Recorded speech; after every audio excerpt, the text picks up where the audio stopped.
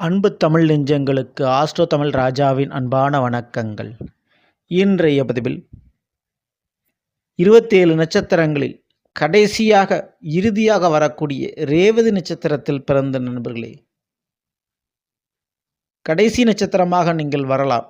ஆனால் வாழ்க்கையில் எல்லா கடமைகளும் செய்து முடித்து முதலாவது நட்சத்திரமாக நிம்மதியாக வாழக்கூடிய அமைப்பை பெற்றவர்கள் நீங்கள். அப்படிப்பட்ட உங்களுக்கு குருவனுடைய பயிற்சி எப்படி இருக்கிறது என்பதை இன்றைய பதிவில் பார்க்க போகிறோம். ஸோ பதிவை ஃபுல்லாக பாருங்கள். நம்ம சேனல் மறக்காமல் சப்ஸ்கிரைப் பண்ணிட்டு கூடவே தர பெல் ஐக்கான ப்ரெஸ் பண்ணி வச்சுங்க. மீன ராசி ரேவதி நட்சத்திரத்தில் பிறந்த நண்பர்களே, மீன ராசிக்கு அதிபதி குரு பகவான். ஆனால் இந்த ரேவதி நட்சத்திரத்துக்கு அதிபதி புதன் பகவான். புதன் என்பவர் உங்களுடைய மீனத்திற்கு 4ஆம் வீடான மிதுனத்திற்கும் 7ஆம் வீடான கன்னிக்கும் அதிபதியாக இருக்கக்கூடியவர். ஸோ அதனால தான் இயற்கையாகவே மீன ராசியில் பிறந்தவங்களுக்கு, ரேவதி நட்சத்திரம் பிறந்தவங்களுக்கு வீடும் வாழ்க்கை துணையும் நீங்கள் எதிர்பார்த்தபடி அமைப்பதற்குண்டான வாய்ப்பு உங்களுக்கு கொடுக்கப்பட்டிருக்கிறது. ஸோ சொந்த வீட்டை உருவாக்குறதுலும் சரி, திருமண வாழ்க்கையிலும் சரி, உங்கள் முடிவு தான் சரியானதாக இருக்கும், நிலையானதாக இருக்கும், இறுதி முடிவாக இருக்கும். சரி, அப்படிப்பட்ட உங்களுக்கு குருபான் இப்பொழுது மேஷத்தில் இருக்கிறாரு. மே 1ஆம் தேதி பயிற்சி அடைந்து ரிஷபராசிக்கு செல்லப் போகிறார். அது மீனத்திற்கு 3ஆம் வீடாக அமைகிறது. அப்படி போகக்கூடியவர் ரேவதி நட்சத்திரத்துக்கு என்னென்ன செய்ய போகிறார் அப்படின்றத பற்றி பார்ப்போம்.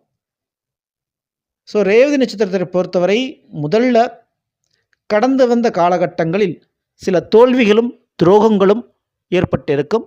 தொழில் ரீதியாக நஷ்டங்களும், உடல் ரீதியான சின்ன சின்ன குறைபாடுகளும், நோய் பிரச்சனையும் ஏற்பட்டு இருக்கும். அது இப்போ ஃபஸ்ட்டு சரியாகுங்க. முதல்ல திருமண வாழ்க்கையில் ஏற்பட்ட குளறுபடிகள், பிரச்சனைகள் சரியாகும். விரக்தி இருக்காது, தனிமை இனிமேல் இருக்காது, உடல் ஆரோக்கியம் நிச்சயமாக இருக்குது, நோய் பிரச்சனை கண்டிப்பாக தீர்வடையும். இந்த ஒரு நேரத்தில் வெளியூர் பயணங்களால் அல்லது வெளிநாட்டு பயணங்களால் கை நிறைய காசு பணம் சம்பாதிக்கக்கூடிய யோகமைப்பு ஏற்படும். மேலும் புதிய வண்டி வாகன சேர்க்கைகள் அல்லது மாற்றங்களை நீங்கள் சந்திப்பீர்கள். படிப்பு கண்டிப்பாக வைத்த அரியர்லாம் சரி பண்ண போகிறீங்க. படிப்பில் ஏற்பட்ட தடை கண்டிப்பாக விலகும், அதில் எந்த மாற்று கருத்தும் இல்லை. மேலும் புதிய நண்பர்களும் புதிய உறவுகளும் உங்களுக்கு அறிமுகமாவார்கள் இந்த குரு பயிற்சியின் மூலமாக. அதனால் புதியதொரு வாழ்க்கை உங்களுக்கு உதயம் இந்த குருவானுடைய பயிற்சியின் மூலமாக. வேறு மொழி பேசக்கூடியவர்கள், வேறு இனத்தவர்கள், வேறு மாநிலத்தவர்கள் என உங்களுக்கு உங்களுடைய வாழ்க்கையில் சம்பந்தமில்லாத ஒரு நபர்களுடைய தொடர்பு ஏற்பட்டு அதனால் உங்களுடைய வாழ்க்கையே தலைகீழாக நிச்சயமான முறையில் மாறும். அது நல்ல மாற்றமாகவே உங்களுக்கு இருக்கும். மேலும் பயணங்கள் அதிகரிக்கும், அதனால் பணவரவு உண்டு. போக்குவரத்து சம்பந்தமான அல்லது டிரான்ஸ்போர்ட் சம்பந்தமான அல்லது டிராவல் சம்பந்தமான ஒரு தொழில் வேலை பார்க்கக்கூடியவர்களுக்கு சொந்தமாக ஒரு கம்பெனி அமைக்கக்கூடிய யோக பாக்கியம் ஏற்படும். கார்மெண்ட்ஸு, துணி வகைகள் மற்றும் மருத்துவம் சம்பந்தப்பட்ட தொழில்கள், இந்த 2 தொழில் இருக்கக்கூடியவங்களுக்கு புதிய ஒரு பார்ட்னரும் புதிய ஒரு இடமாற்றமும், தொழிலுக்குண்டான இடமாற்றமும் ஏற்பட்டு நல்ல விதமாக அது நடக்க போகுது. கமிஷன் அடிப்படையில் ஏதாவது வியாபாரம் பண்ணிக்கிட்டீங்க, பிஸ்னஸ் பண்ணிக்கிறீங்கன்னா அதில் எதிர்பாராத கமிஷன், நல்ல ஒரு லாபம் கிடைக்கும்.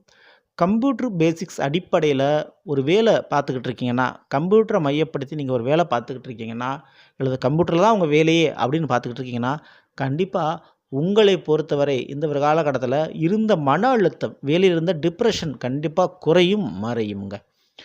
மேலும் ரேவதி நட்சத்திரத்தை பொறுத்தவரை கணக்கு வழக்குகளில் அக்கௌண்ட்ஸாக இருக்கிறதுக்கும், கணக்கு வழக்குகள் பார்ப்பதற்கும் இவங்க புலின்னு சொல்லிக்கலாம். அப்படிப்பட்ட உங்களுக்கு பல இடத்துல நீங்கள் கோட்டை விட்டுருப்பீங்க, பணத்தை இழந்திருப்பீங்க. அப்படிப்பட்ட பணமானது மீண்டு வருவதற்கு வாய்ப்பு அதிகமாக இருக்குது. தவறுகளை சரி செய்யக்கூடிய காலகட்டமாக இது இருக்குது. இது எல்லாத்தையும் தாண்டி நான் முதலே சொன்ன மாதிரி புதிய உறவுகளும் புதிய நண்பர்களும் புதியதொரு வாழ்க்கையும் உதயம் நிச்சயமான முறையில் நீங்கள் இந்த ஒரு காலகட்டத்தை பயன்படுத்திக்கிங்க. மேலும் ரேவதி நட்சத்திரத்தில் பிறந்தவங்க இந்த குருவான் 3ஆம் வீட்டுக்கு போயிருக்கிறதுனால தைரிய வீரிய விஜயஸ்தானம், அதனால் வெற்றி என்பது நிச்சயம் உங்களுக்கு இந்த ஒரு காலகட்டத்தில் உண்டு.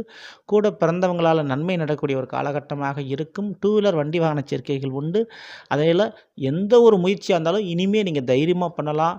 கடந்த காலத்தில் ஏற்பட்டது போல் தோல்வியும் துரோகமும் இனி ஏற்படாது, பயப்படாமல் நீங்கள் இருக்கலாம். சரிங்களா?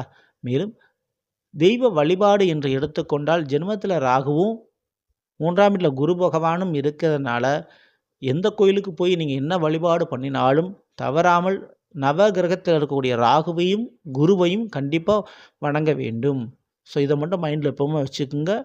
மேலும் கோயில்களில் இருக்கக்கூடிய அதுவும் குறிப்பாக நவகிரக இடத்தில் இருக்கக்கூடிய தூய்மை, அந்த இடத்துல ஏதாவது உழவார பணியோ அல்லது அந்த இடத்துல ஏதாவது பொருட்கள் டேமேஜாக இருந்தாலோ நவகிரகத்துக்கு உண்டான விஷயத்தை சரி பண்ணி வச்சுக்கிறது உங்களுக்கு ரொம்ப ரொம்ப நல்லதுங்க.